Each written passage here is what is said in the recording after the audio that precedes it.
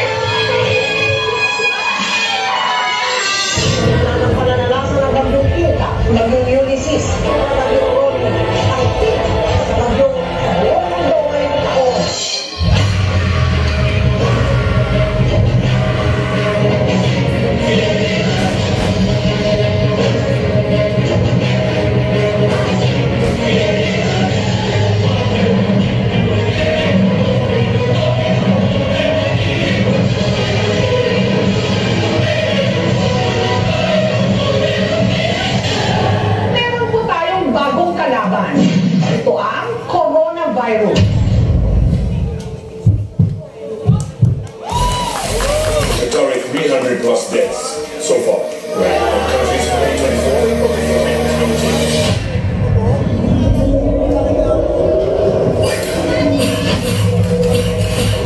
A strong milestone in this coronavirus pandemic. The death toll in this country surpassed 20,000. Lives lost in the last 24 hours.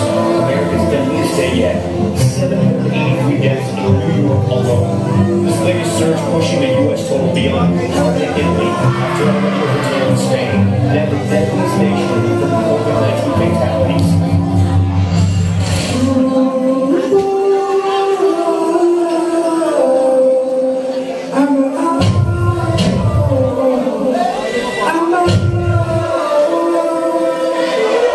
Sometimes I live under the moon.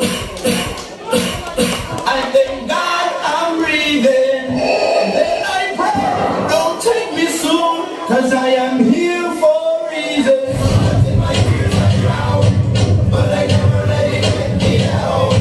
So when negativity surrounds, I know someday my life I'm waiting for, people today that we don't want to fight no more. There'll be no more. And our children will pray.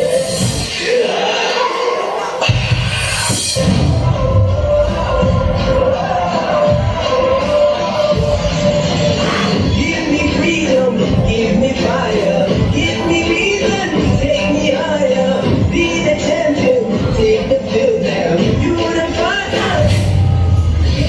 Pandemya ang pamamaraan, walang harakang klase, kundi online, modular ang mga leksyon, hindi kaya sa radyo at telebisyon ang turuan. Ma'am, pasensya na po kayo. Hindi po ako makakapasok sa online class natin Wala po kasi kaming internet sa bahay. Sa totoo lang, wala rin po kaming bahay. Nangungupahan lang po kami. Noong nag-lockdown po kasi, nawalan kami ng pambayad. Pero hindi po sila makaintindi. Wala rin po akong cellphone, ma'am. Ang meron lang po ako ay yung mga librong pinauwi niyo sa amin. Nasa anong pakina na po kayo? Ma'am, sasagutan ko na lang po lahat para lang sigurado ako na hindi mahuhuli. Hindi na po magre-resist kasi wala rin namang pambili.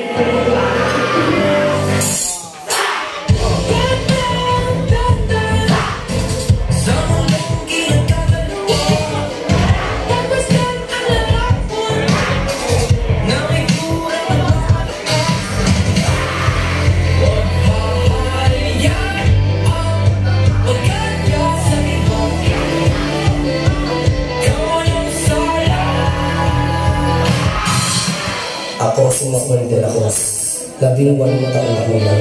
Isang engineering student sa sobrang depresyon, hindi ko nilaya sa Christmas. Dahil sa mga hindi nakakasasas, sa ibang buhay ko na lang pagtinakas.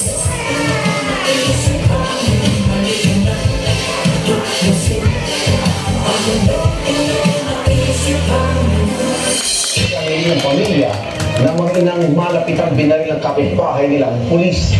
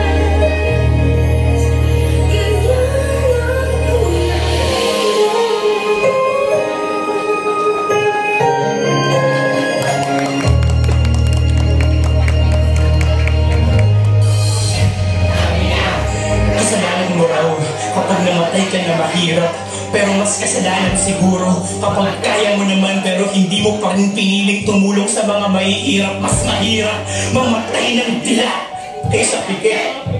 At sa iyong lumalaban hanggang ngayon, salamat dahil hindi ka sumuko. Hindi man alam ng iba yung mga sarili mong pagsubok. Nakikita naman ng Diyos ang iyong puso. Ikaw, alalahanin mo na hindi ka lang basta lumalaban. Nagtatanim ka rin ngayon ng kwento ng katapangan na bukas pwedeng anihin ng kabataan Pilipinas. Kaya natin ito. Pilipino tayo.